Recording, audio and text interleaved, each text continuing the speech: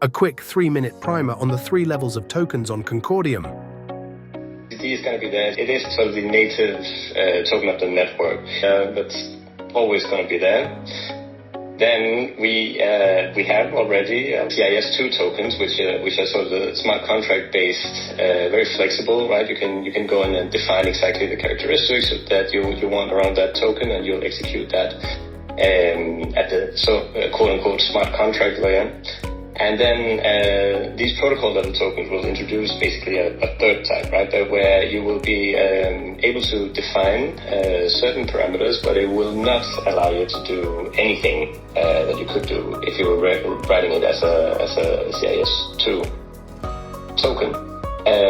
And some of the sort of first principle decisions or ideas behind that is placing it at that level means it's essentially more efficient, right? So you're not going to have to run through the smart contract execution, which just again from a first principle point of view would be more expensive, more computationally expensive. Now you have to go through more layers of abstraction. And by placing it at the protocol level, you can do it cheaper, right? And that also means cheaper transaction fees and essentially more efficient execution. Another thing is that smart contracts, they have a tendency, of course, that's the beauty of allowing everybody to write everything all the time. It also introduces some perceived risk in the industry. So they also, because they can be written by anyone, and of course they can be audited, and you can do a lot of work around it, but they also are perceived to be more volatile, right? It's not. We've seen many examples of these being compromised in various ways, and there's a lot of incentives for bad actors to try to compromise them.